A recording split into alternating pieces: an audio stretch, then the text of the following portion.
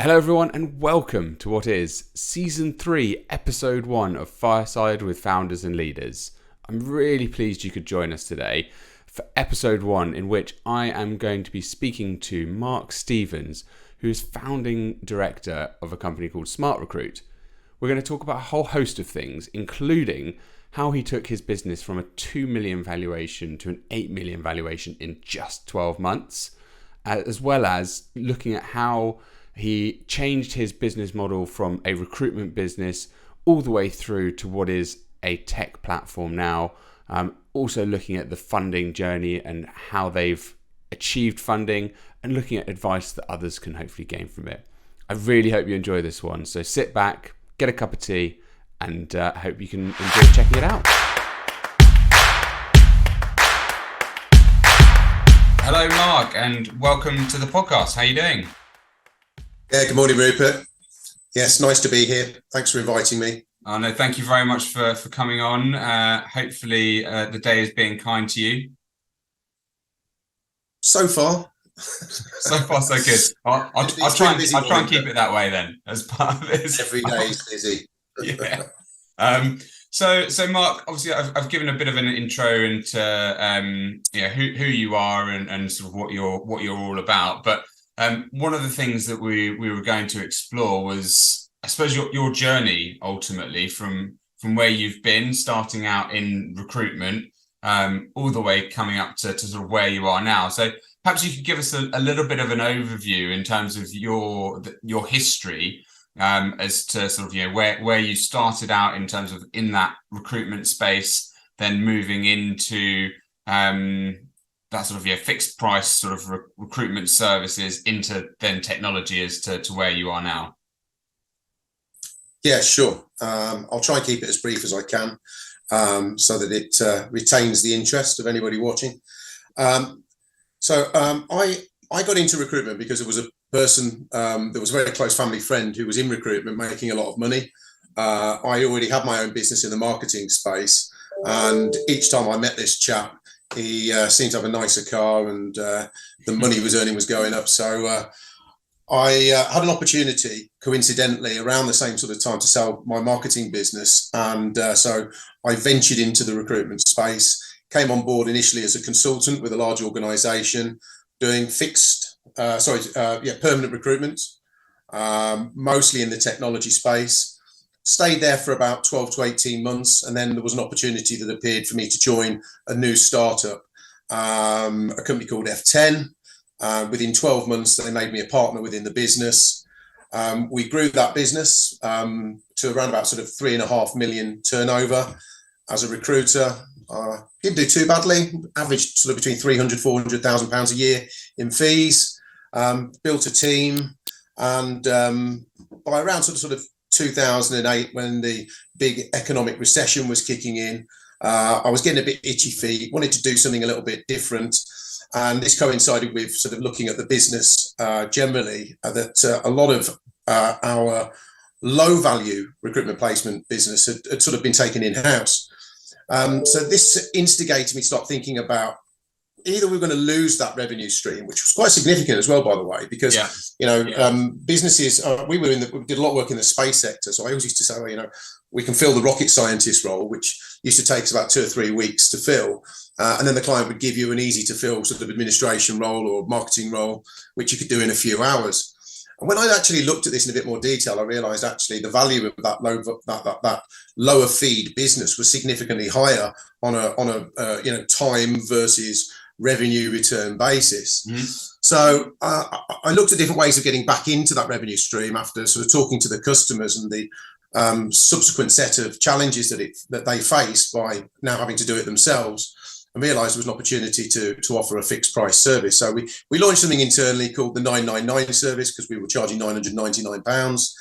And this was very popular, and to the point actually that we were struggling to keep up with the demand. So that was really sort of where we got our first step into the technology space, because the only way that we could really scale that part of the business was to have a technology platform that could allow us to do more, to manage more jobs, more campaigns.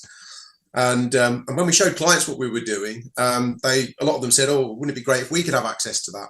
Not just for the easier to fill stuff, but also for the candidates that were coming in from multiple channels, different sources."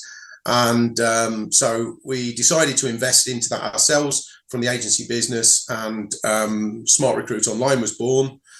It became a business in its own entity in about 2013. The first version of it was quite basic.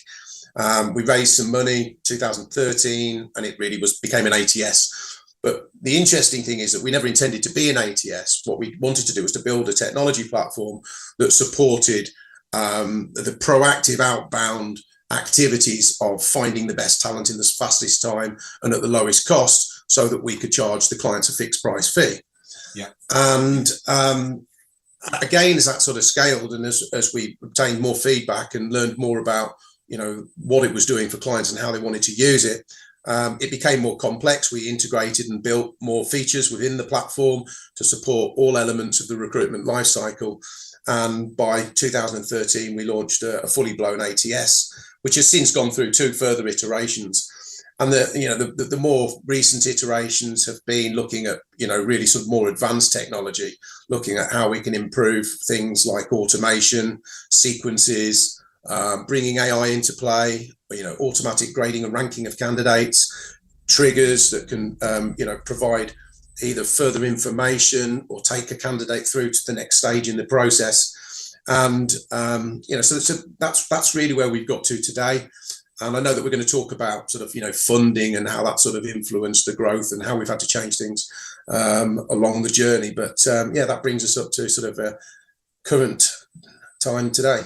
And it's really interesting that you talk about sort of different iterations, and it sounds like your career has gone through different iterations ultimately, from as you say, starting in marketing through to recruitment, through to then you spotted this sort of gap for the fixed fee service, whereby you could actually make more from the volume at a lower fee, then all the way through to your clients and customers saying, well, it'd be great if we could just have access to this as a more of a self-service type platform. So almost sort of by the work that you were doing, spotting opportunities as you went and evolving your sort of business mind from, let's say, what was, I suppose ultimately your tech business is still sort of service driven, but what was service driven industry to more of a technology focused industry. So do you feel that you've had to have like a mindset shift in terms of your approach to these different types of business models as you've gone? Oh yeah, I mean, it's been a consistent learning curve all the way through. We've been moving into new environments which we had no previous experience of, and as a self-funded business, with some external investment. I should just point out that it was in investment terms, there were not high amounts of investment. It was 100 grand here and a couple of 100,000 there, not enough to completely transform a business, but just to sort of, give you the boost to be able to recruit some new people and spend a bit more money on the next iteration of the technology.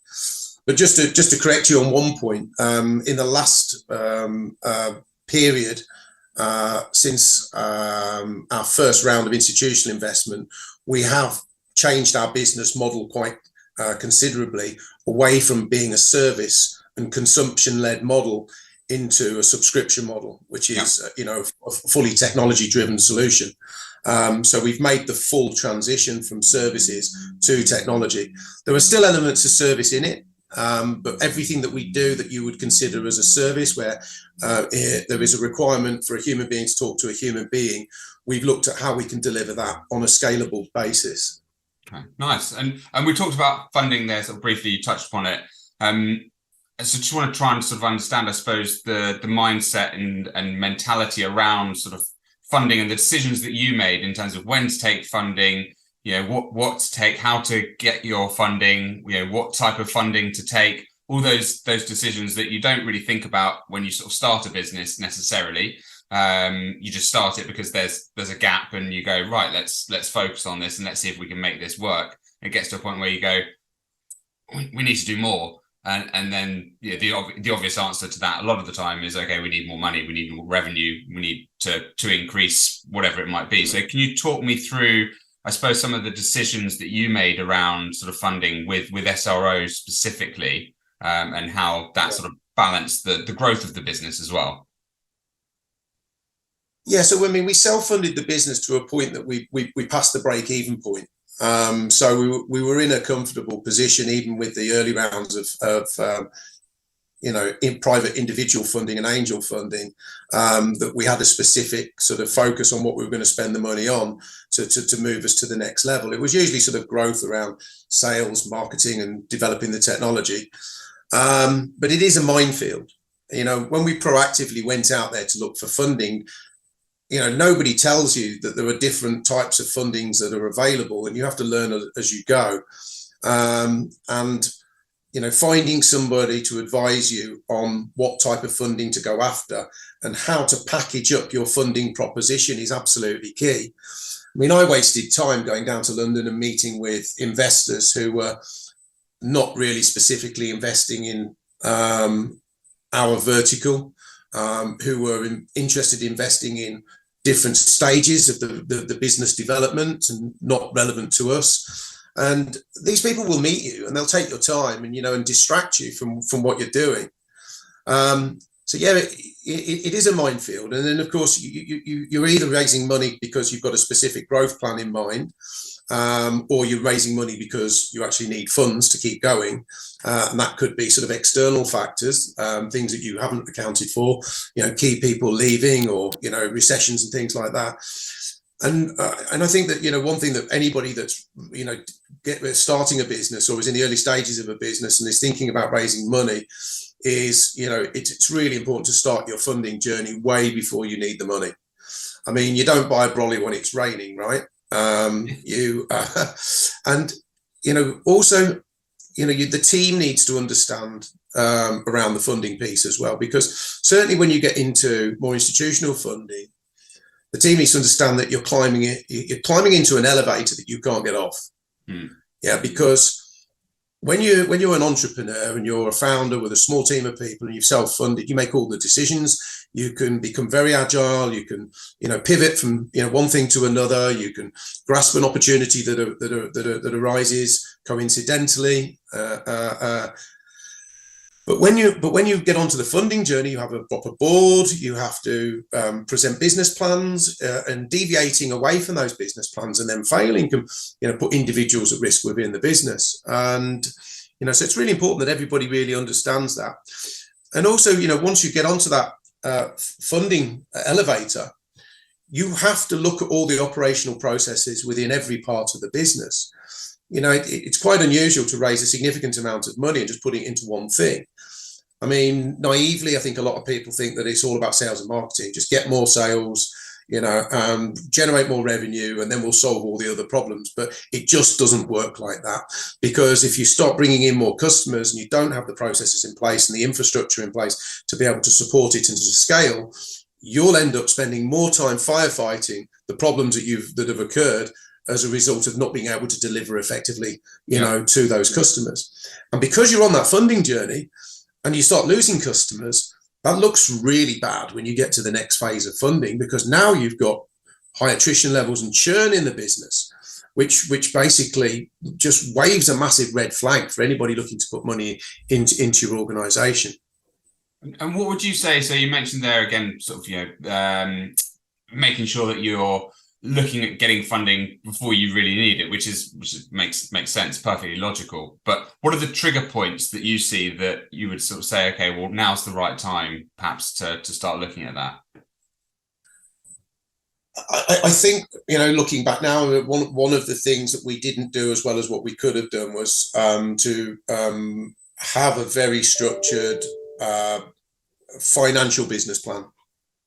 I'm talking about looking at what you're spending, where the spending's going, and what a difference it could mean in terms of recruiting or spending in particular parts of the business. Rather than just sort of focusing on just profits all the time. Yeah. Having that structure so that you can see what the impact would make, because that should really drive a lot of your decision making. And then you can put together an investor deck that supports that business plan. Yeah, so it's more about having that financial plan in place, so that it's a long-term financial plan as well, so that you can see, okay, this is this is where we're going to get to, and this is where we're going to see that sort of point whereby we're going to need more money because we're going to want to grow, whatever it might be. You're demonstrating good financial acumen and understanding the numbers and proving that you can work to the numbers gives a lot of confidence to investors. That's for sure. It's a tricky part, isn't it? For I think a lot of founders, they're not accountants, quite frankly, and they get into the business because they've got a great product, a great idea, and they don't know how to necessarily balance the books. So I think that's really, again, another important thing to sort of factor in is if you're not a numbers person, trying to have someone on board with you in the business who, whether that's an external partner, a consultancy that you utilize to do that, or someone you bring in internally to sort of manage your finances, making sure that it's all in order is key to the success and the growth ultimately. Yeah, and I'm sure we'll get on to talking about the importance of recruiting the right people and building the team around you and understanding sort of the skills that are required to put together a really well-oiled, high-performing team. Somebody internally has to have good financial acumen that's happy to sit down and do modelling and forecasts and things like that. Because it will become the foundation of your success, in terms of your funding journey anyway. And so you had mentioned to me sort of offline that in terms of where you guys took the business previously, when you were on that sort of growth journey, you took it from something that was a value of 2 million to, I think, if I'm not wrong in saying 8 million in 12 months, which is a pretty sort of staggering increase in valuation of business in a short space of time. So what were the important factors in doing that? Yeah, I mean, it's an interesting part of our journey, and I was giving some thought to this because I knew that you were going to ask me about it based on our previous conversation. So, I mean, I think that we raised our first round of institutional money. So let's just be clear for anybody that doesn't understand the difference between raising money from some angel investors and private individuals to institutional money. So angels is their own money. Sometimes they get together as a syndicate and will invest, but and private individuals, will typically make less well-informed decisions about whether to invest. Quite often these can be sort of tax-driven decisions as well, where on schemes like EIS and things like that. Institutional investors look at everything from a scientific perspective. They have a model that they look at, and there are components within that model that they evaluate you against. And on the back of that, you either succeed or fail in raising money from them. And they don't invest in what your business is right now. They're investing in looking at the evidence of what you've already done and where you're at, and the team that's in place on their belief of where it could go to. Yeah, they're investing in the future. But to make that happen, all these components need to fall into place.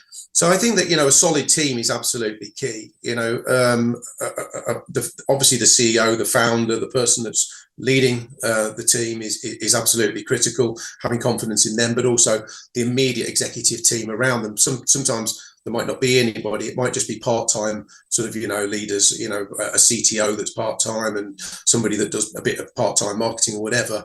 But the foundations of that team need to be in place and to show that you can work with other people of a similar sort of intellectual level on a sophisticated basis. But yeah, as soon as the full-time team starts to formulate, that team element, the stable as we call it, is something that investors will back in the early stages.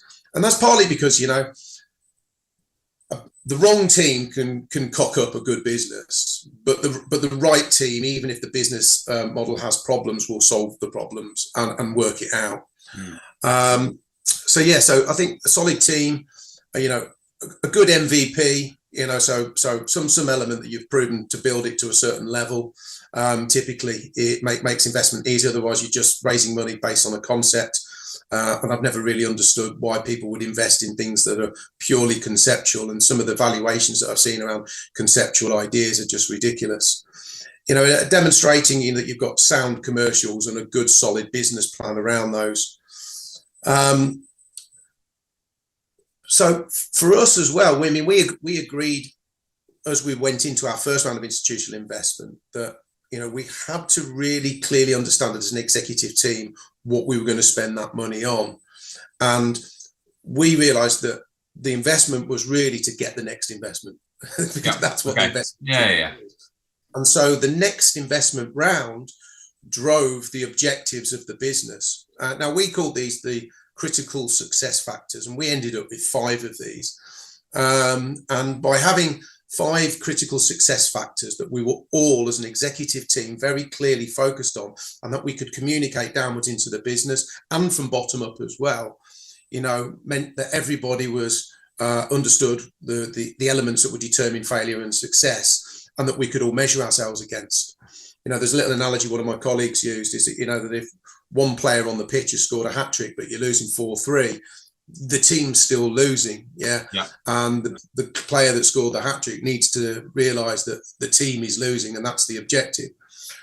It's a team sport, ultimately running a business at the end of the day, isn't it? It's the same thing as anything else in terms of other team sports. I think there's a couple of other things now. There's also we talked about sort of the mental shift for me personally, but entrepreneurs, people who operate a bootstrap business, have to go through a mental shift, because you're focused on profits, and you have to trust that the team and your plan, can be executed in order to fund the next stage. But also understanding that, as an entrepreneur in those early days, you fly your plane at 50 feet off the ground.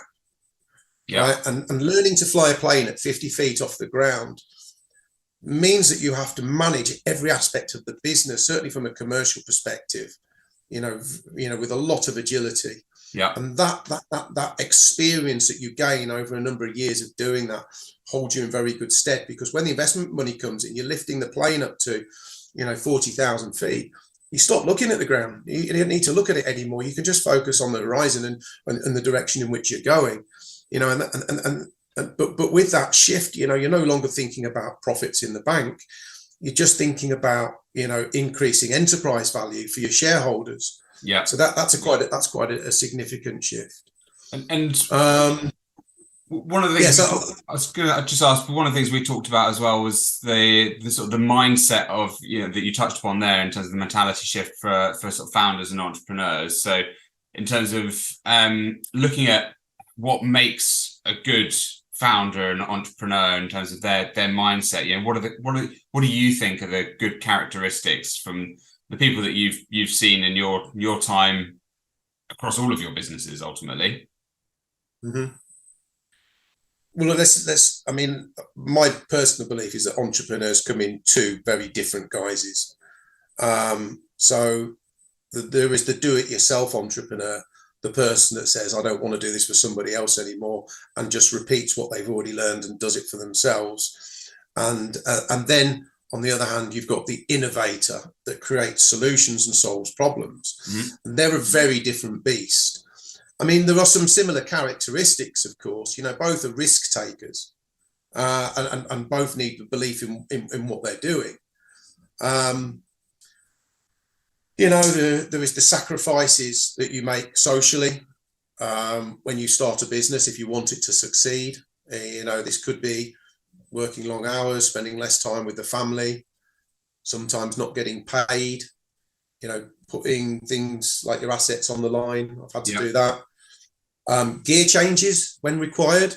When you work 9 to 5, your job finishes at 5 o'clock and you go home. But sometimes you can be working till midnight and on successive days, weeks, or months at a time. I know through COVID, the amount of work that we didn't take a single day off work that year.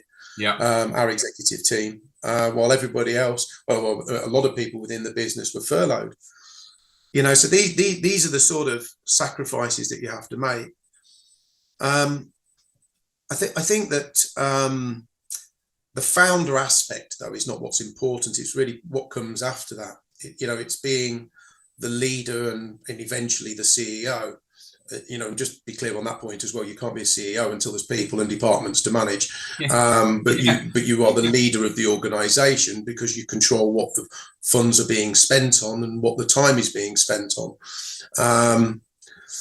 And things like making sure the business executes against the plan. In the early days, it's about developing that MVP, the minimum viable product that people can understand and can see and that can work and can start to generate revenue. It's, a good leader will be good at recruiting the right people in the early days. That's absolutely key. Especially if you just recruit your first person and then the wrong person can really set you back. Keeping everybody focused and motivated, being dexterous in supporting all aspects of the business, basically, providing guidance to people with clarity. This is one of the biggest transitions that one of the reasons why I've stepped aside as the CEO of our business. In the early days, you built out the team in the different departments and you controlled it. You said what you wanted to be done and you evaluated it and you approved it and, you motivated those people.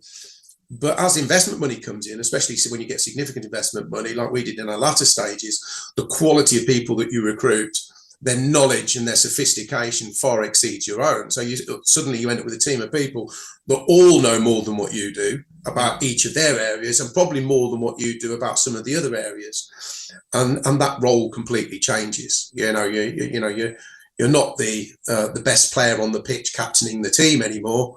You become the quarterback of a bunch of very talented people, and the challenges around that, are very, very different.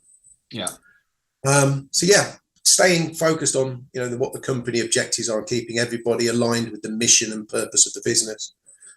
That's absolutely key. As you mentioned, as we just discussed, building the right team around you is making sure that you are no longer the smartest person in the room. You've got other people who are doing the other elements of that job far better than you are, and that's, for me, one of the key sort of values of building a great business, is building it with great people around you who are all working in that sort of that same direction cohesively, and are being better than sort of you when it was just maybe you and one other person in the room. If you started off as two people sort of building it, and as your role changes and grows. So I think really important to remember.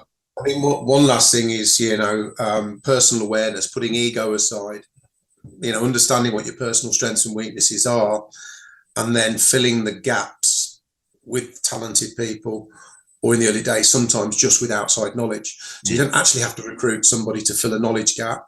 Use your network, to talk to people and get advice and input from people who really know their stuff in a particular area, if you don't have the funds to recruit somebody in to do it, or if there's not a requirement for a full-time role there. Yeah. Okay. Good. And you mentioned the fact that you've stepped down as CEO of SRO recently. So why is now the time for you to sort of step aside, and what's next? Well, pretty much just to follow on from what we just said, my own personal awareness of when it was time for me to step off the lift and pass the baton on to somebody else. I know that I'm very aware that my personal strengths are probably more in supporting early stage businesses. And I know that there's limitations in my ability to be able to manage a very high performing team now. Certainly as from an operational perspective, as the processes become more sophisticated and the cadence becomes more rigorous, and I had no formal training in all of that, and I was learning as I go, you can't afford to be the one that is disrupting the fluidity of that high performing team. And, and I felt there was elements of that that I was picking up on. Plus, from Smart Recruit's perspective, we were at an inflection point. We just raised £2 million, and the majority of that money was going to be utilised to reimagine the recruitment technology piece, and was going to be quite some significant changes being made to the way that the technology worked. And I've been in this business for 10 years, and the technology platform that we have has evolved based on my own understanding of the market and the knowledge and information that we've gleaned, and and all the research and everything we've done. And I think there was an emotional attachment there. And it might have been quite difficult for me to make those radical decisions that were required to reinvent what we were doing, to jump forward 5 years in terms of where we position ourselves against the competition. Because one thing I am very aware of is that, 5 years ago, we had a product that was better than anything else in the marketplace. And over the last 5 years, a lot of other businesses around us have caught up, partly because they've just been very, very well funded. And something else as well. I mean, again, it's about awareness. Is that I just really wasn't enjoying the way that the role was changing. The role became very restricted and focused, because once you understand what your sweet spot is, it's a rinse and repeat type scenario. And I just missed all the entrepreneurial elements of working within diverse teams and people. And we were very lucky. I mean, there was a much smarter and younger person sitting in the wings of Smart Recruit, ready to take on the baton. So it was the risk factor associated to transitioning the CEO role was minimised somewhat. And even though it's only early days, we can see that that guy's got off to a really good start in the business. So this is another thing as well, as as a founder, be aware that at some point you might not be the right person for leading that team anymore, and plan ahead, get somebody in, get a good operational guy in alongside you. In fact, this guy came from a marketing background. He just had very good operational understandings of working with big organizations, and understood marketing and sales from a very high level. So his skill set, and good financial acumen as well. I mean, when we were working on some of our modeling for investment conversations, he led a lot of those as well. So he had a lot of respect within the team. So this is another advantage of recruiting good quality people in around you, is that you could be sort of looking at your successor as well. Which is the perfect thing to do. So and what's next for you then? Where do you go from here? There's a very good relationship between myself and the team at Smart Recruit and the investors, and we've talked about what role I'm going to play. So I'm playing a more of an ambassadorial role in the business. I'm currently working on a few projects for them, mostly research related stuff around some of the development work that we're doing. Every business has limitations on its resources. So I mean, I've been looking at channels for applications, looking at different things from linguistic, psychology perspective, looking at the computeral science and AI related elements that can be brought in to improve things like automation, and feeding that back into the product team and the different departments within the business.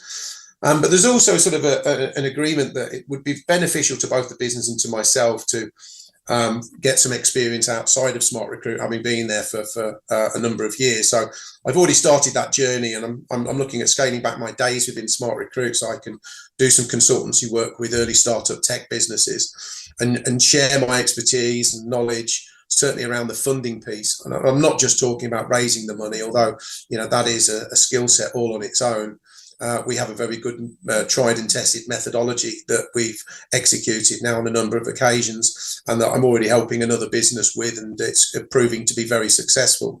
Yeah. But I think anything that is successful in raising money, especially from institutional funds, and I forgot to explain what institutional money was. These are businesses, like finance companies, that take large amounts of money from various sources and then use that money to invest into various different businesses and enterprises that can give the investors a return on their investment. Yeah.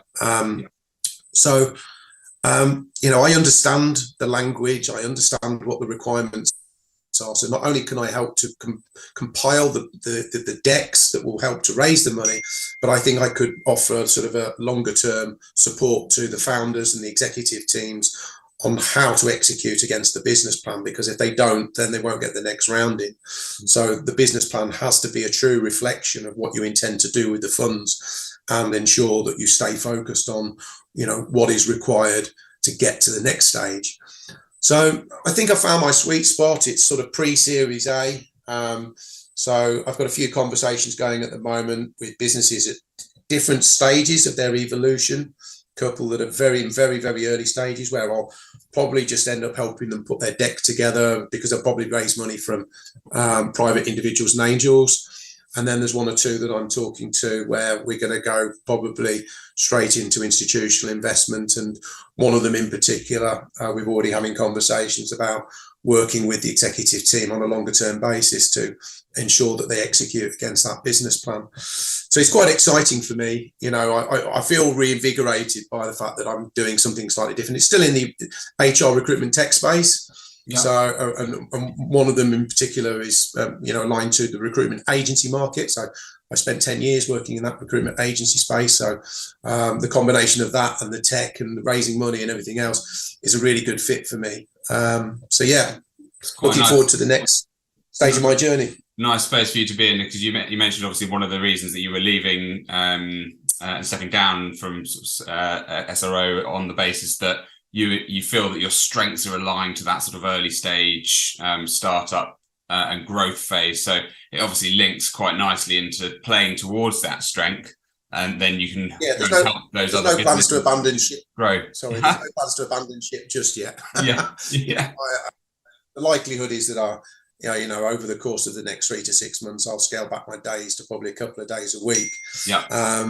But who knows, whether or not that might scale back further at some point in the future. I mean, we'll look at how, the business is evolving and, what value I'm adding into that business, I'm sure, and decisions will be made on that basis. Perfect. And in terms of the consultancy service, how do people find you? Do you offer, a bit of free advice, and, where can people find you? Yeah, of course. I mean, I've just changed my my profile on LinkedIn to give a little bit of an insight into the areas that I can support people on. Happy to have an initial sort of consultation with anybody if they're in an early stage business. I'm only really looking to work with businesses that are pre-Series A. So it could be, that I look to give a little bit of advice and then walk away. It could be that then I end up sort of getting retained to work with them on building their deck and raising their money. And then there are further iterations beyond that. It could be coaching the team around how to present their deck, how to answer the sort of questions that you always get asked in these sort of investment meetings. I've been sat in about 20 of them now in the last 2 years, and they almost follow a formula. And then, there could be some elements of coaching with the executive team or the CEO themselves to make sure that they understand what they need to put in place and stay focused on, executing the plan so that they have a successful investment round as and when the plan dictates. Perfect. Well, look, Mark, thank you so much for coming on and being so candid in terms of your sort of sharing of information. Hopefully it's a sort of an insight into what people could get from using your consultancy services if they're out there thinking, okay, where do I go? How do I expedite this sort of journey that I'm on, and how do I get to where I need to be? So I'd urge people to reach out to you directly if they are looking to explore opportunities in that space, and hopefully they can get some. I don't know if you can pop my LinkedIn link access to on anything that we follow up on, and people can just reach out. I'll connect with them. Just put a little note in there that they'd be interested in talking to me about something like this. Will do. Perfect. Thank you, Mark.